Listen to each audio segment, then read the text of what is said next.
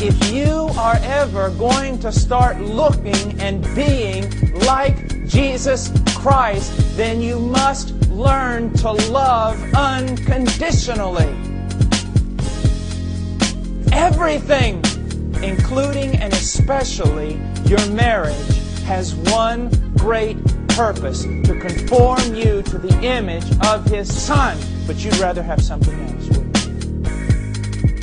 So many times, speaking about conditions, I'll have men come up to me and they'll go, maybe even men who want to get a divorce, and they'll say things like this: well, I just don't love her anymore. I just don't love her anymore. You may say or think something like this: the love that I had, or passion that I had for her, is not what it used to be. Now, in a lot of ways you'll say it's deeper, it's better, but it's just not what it used to be. And what happens in most conditions like that? This is what men will do.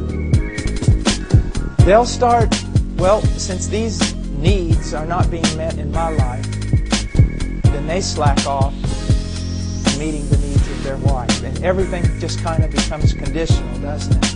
Well, when she does this, I'll do that. Well, when he does this, I'll do that. And what happens usually? Misery.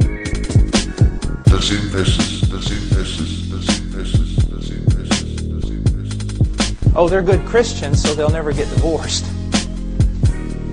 But they've been divorced for a long time. They're divorced at home. And don't think your children can't see it. There's just no love. There's just... What's the cure for that? Exactly the opposite of what the world would tell you. Here's how you do it.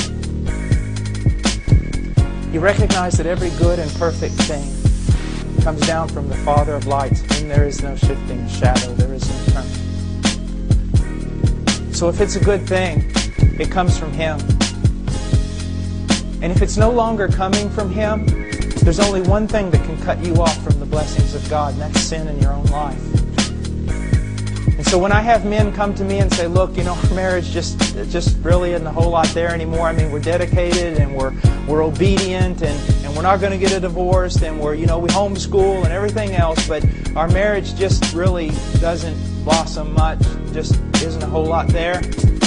I always tell them, sir, you have sin in your life. Here's what I admonish you to do. Go home and serve your wife. Go home and serve her. Go home and lay down your life for her. Serve her. Find out what she desires. Find out what she wants. If it's biblical, if it's right, do it. No matter what you have to do, you have to cut out time and everything else, including the ministry. Go home and serve your wife. And what will happen? Well, then it kind of opens up that channel again between you and the Father of lights. Blessing comes down.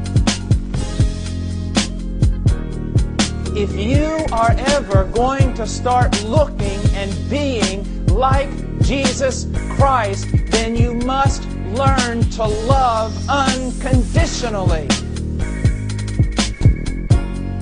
Everything, including and especially your marriage, has one great purpose: to conform you to the image of His Son. But you'd rather have something else.